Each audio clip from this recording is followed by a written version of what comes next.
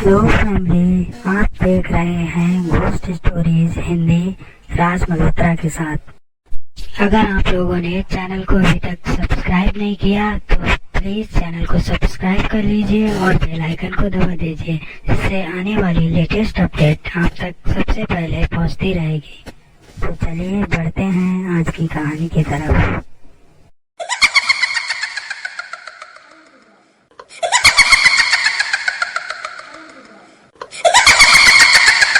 वो संडे की शाम थी जब हम अपने हॉस्टल से करीबन 8 बजे अपने एक दोस्त के गांव जाने के लिए निकले थे। रास्ते में ट्रैफिक के चलते हमें काफी देर हो गई थी। जब मेरे दोस्त ने फोन पे टाइम देखा तो रात के 11:45 हो रहे थे। मैं कार चला रहा था। जब घड़ी में 12 बजने वाले थे, हम उस गांव के रोड पर पहुंच चुके थे। अचानक मेरी ड्राइविंग एक बस के हॉर्न से इंटरप्ट हो गई, जो कि हमारी गाड़ी के पीछे ही थी, और लगातार बिना रुके उस बस का ड्राइवर हॉर्न बजाते जा रहा था। जब मैंने ध्यान से देखा तो पता चला कि वो बस ड्राइवर हमें अपने हाथ से रुकने का इशारा कर रहा था। आकाश, हमारे पीछे की सारी गाड़ियां रुक गई हैं, मेरे फ्रेंड निखिल ने कार से बाहर झांकते हुए कहा।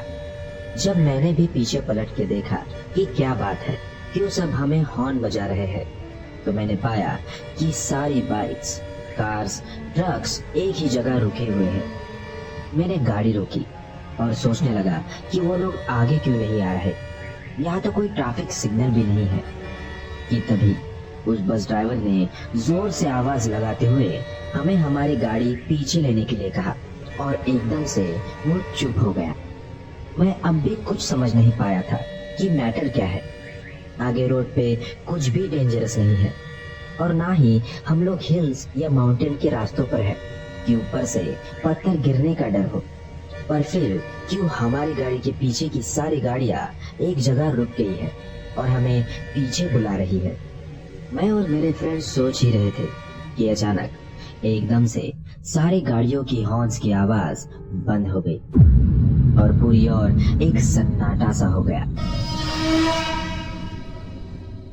ना तो कोई ड्राइवर अब हमें आवाज लगा रहा था और ना ही किसी गाड़ी का हॉर्न बज रहा था। मैंने जब टाइम देखा तो रात के 12 बज रहे थे। तब मेरे कानों ने जो सुना वो सुन मेरे रोंगटे खड़े हो गए। एक औरत की रोने की आवाज, जो मैं अपने सपनों में भी नहीं सुनना चाहता।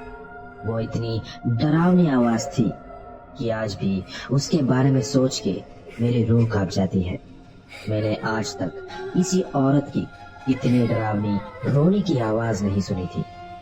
हम दोनों उस औरत के रोने की आवाज सुनकर काफी डर गए थे, और आवाज धीरे धीरे हमारे पास आने लगी थी।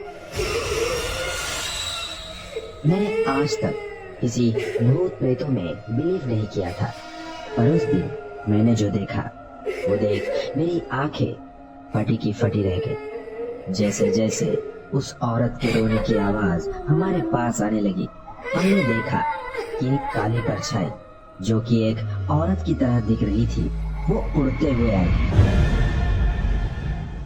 और हमारे सामने आके रोड पर बैठ गई और रोने लगी। उसकी रोने की आवाज धीरे धीरे और तेज होने लगी। मैं और मेरा फ्रेंड उस औरत को देखकर जैसे जम से गए थे। हम साफ साफ देख सकते थे कि वो डरावनी औरत की परछाई हमारे सामने बैठकर रो रही थी, और उसकी वो रोने की आवाज सुन के किसी के भी रोंगटे खड़े हो जाएंगे। उस औरत की परछाई कुछ देर वहीं बैठकर रो रही थी, और फिर एकदम से हवा में उड़कर गायब हो गई। जिस तरह वो मेरे सामने से हवा में गायब हो गई, वो देखकर मैं बुरी तरह डर गया था, और अब मुझे 100% श्योरिटी हो गई थी कि वो कोई इंसान नहीं, एक आत्मा ही थी। मैं कार 140 किलोमीटर/आवर की स्पीड से ड्राइव करते हुए वापस अपने हॉस्टल चला गया, और सारी रात जो कुछ भी मैंने एक्सपीरियंस किया था वो सोच के कांप रहा था। अगले दिन हम दोनों हमारे हॉस्टल के पास ही एक हनुमान मंदिर गए और हमने वहां पूजा की। मैंने आज तक अपनी आंखों से किसी भूत प्रेत को नहीं देखा था। मेरे लिए ये इंसिडेंट मेरे लाइफ का सबसे डरावना इंसिडेंट था, जो मुझे ऑलमोस्ट हार्ट अटैक देने वाला था। मैं डरा हुआ था, पर साथ ही क्यूरियस भी था कि उस दिन जिसे हमने देखा वो कौन थी और वो सारी गाड़ियां क्यों रुक गई थी। उन्हें उस औरत की परछाई के बारे में पता था, इसके पीछे की क्या कहानी है। वो पता करने के लिए मैं उसी बस ड्राइवर के पास गया जो हमें हॉर्न बजाकर और आवाज लगाकर रुकने के लिए कह रहा था। जब हम उसके पास पहुंचे और उसे उस रात के इंसिडेंट के बारे में पूछा कि वो सारी गाड़ियां क्यों रुक गई थी, तो उसने हमें बताया कई साल पहले उस रोड पे एक माँ और उसकी बेटी अपनी कार से कहीं जा रहे थे और उसी जगह पे उनका एक्सीडेंट हो गया था। उस एक्सीडेंट में उन दोनों माँ बेटी की जगह पे मौत हो गई थी। उस हादसे के बाद से हर एक रात को उस औरत की डरावनी परछाई उस जगह पे आती है और 5 मिनट के लिए अपनी बेटी को याद करके जोर जोर से रोती है और फिर वहां से हवा में गायब हो जाती है। ये हर रात 12 बजे से 12:05 तक होता है और उस टाइम वहां से चलने वाली सारी गाड़ियां पीछे ही रुक जाती है जब तक वो परछाई वहां से गायब नहीं हो जाती। जिस किसी को भी उस रोड के बारे में नहीं पता होता है, हम उसे बताने की कोशिश करते हैं। जब मैंने भी पहली बार उस परछाई को देखा था और उसकी डरावनी रोने की आवाज सुनी थी, तब मुझे एक हफ्ते तक काफी तेज बुखार आ गया था। पर अब मुझे और मेरे काफी दोस्तों को इसकी आदत हो गई है। वैसे आज तक किसी ने भी उस औरत को आमने सामने फेस नहीं किया है और भगवान की कृपा से उस आत्मा ने आज तक किसी को कोई नुकसान नहीं पहुंचाया है।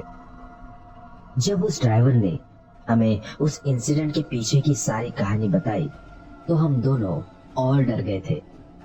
वो मेरी लाइफ का सबसे हॉन्टेड एक्सपीरियंस था जो मैं पूरी जिंदगी नहीं भूल पाऊंगा। बल्कि आज भी उस गांव के रोड पे उसी जगह रात को 12 बजे से 12:05 तक सारी गाड़ियां वहीं रुक जाती है जब तक उस डरावनी औरत की परछाई उस रोड से चली नहीं जाती।